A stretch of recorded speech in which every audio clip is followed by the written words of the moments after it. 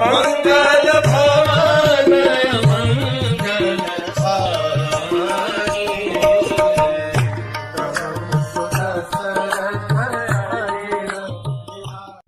हरे कृष्ण। तो कल के एपिसोड में हमने देखा किस प्रकार से राम और लक्ष्मण ये विश्वामित्र के यज्ञ को अच्छे से पूरा होने देने के लिए सुसज्ज हैं। They are completely there with their entire might to protect the sacrificial arena of Vishwamitra Muni. Vishwamitra मुनि ने शांति या न बोलने का प्रण लिया था और ये पूरा जो सैक्रिफाइस है 7 दिन चलने वाला था। आते जाते हुए 6 दिन बीत गए। 6 दिन बहुत शांति से गुजरे और सभी को ऐसा लगने लगा कि अरे इस बार शायद राक्षसों का आक्रमण होगा ही नहीं। लेकिन प्रभु राम अभी भी चौकन्ने थे। हम देखते हैं the maximum possibility of a mistake in any process is when it is about to complete। क्योंकि जब वो जस्ट कंप्लीट होने वाला होता है ना, हमें एक तरीके से अहंकार आ जाता है, अरे अब तो सब हो गया, लेकिन एक्चुअली हुआ नहीं है। तो राम हमें सिखाते हैं कि किस प्रकार से when it is about to complete also one needs to be completely focused and alert।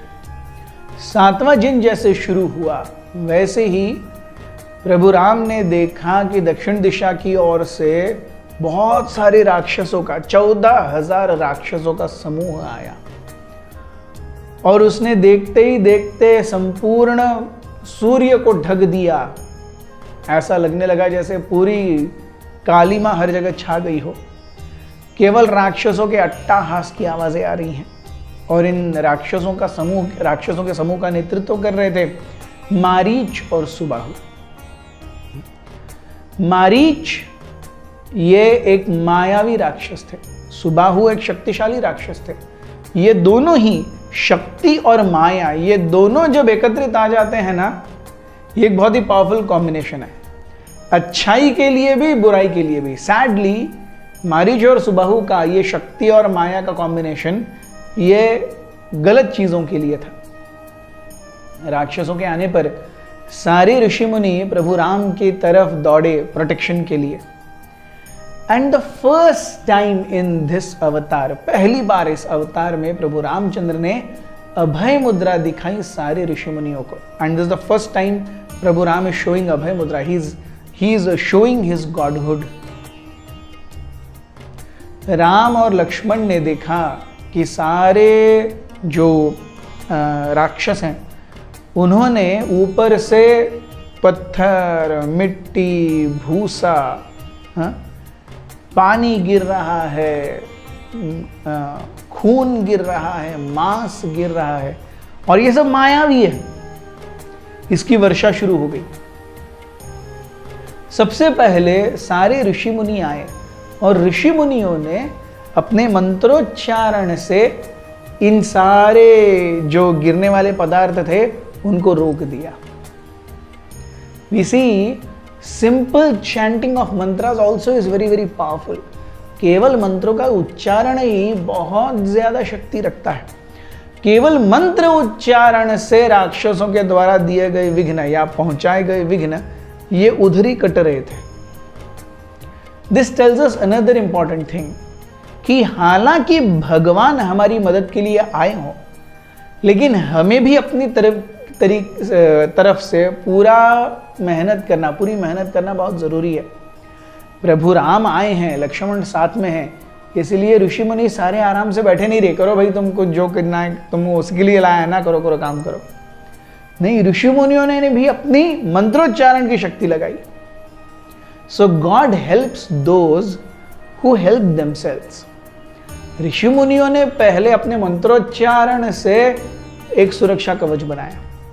Marich और सुबाहु उससे अत्यधिक क्रोधित हो गए, जैसे एक सांप के ऊपर पैर के उसे कुचला गया हो। He becomes even more nasty, ferocious। वैसे हो गए मारीच और सुबाहु और उन्होंने अपना जो अटैक है वो और ज्यादा प्रखर और ज्यादा तेज कर दिया।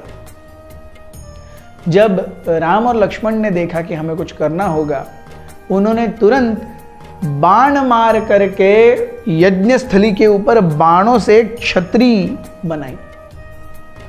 और उस छतरी की ताकत ऐसी थी कि बड़े बड़े पहाड़ भी जो राक्षस फेंक रहे थे, मारीच, सुबाहु, ये सब जो मायावी और असली पहाड़ों की चोटियां भी फेंक रहे थे उस यज्ञ भूमि की ओर, वो सब उस छतरी को, बाणों की छतरी को लग करके छन्न विच्छिन्न हो रहे थे। जब ये अटैक बहुत ज्यादा हो गया, प्रभु राम ने सोचा कि he must do something decisive. उन्होंने मानवास्त्र लिया और एक बाण के ऊपर प्रत्यंचा चढ़ा करके मानवास्त्र के मंत्र बोल करके मारीच के ऊपर छोड़ा।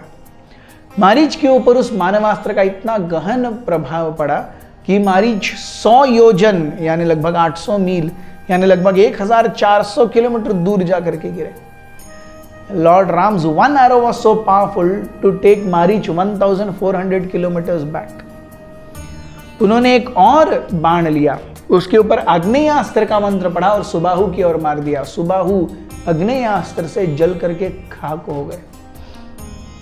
अपने दोनों लीडर्स की ये हालत देख करके सारे जो राक्षस थे, बाकी के 14,000, वो बहुत गुस्से हो गए और राम और लक्ष्मण के ऊपर अटैक करने के लिए दौड़े। प्रभु राम ने एक और बाण लिया, उसके ऊपर वायव्य अस्त्र के मंत्रोच्चारण से उस वायव्य अस्त्र को छोड़ दिया और सारे जो राक्षस हैं, बवंडर में एक बवंडर जैसा महा तूफान आया और उसमें, उस हवा में सारे राक्षस उड़ करके चले गए। यज्ञ निर्विघ्न संपन्न हुआ।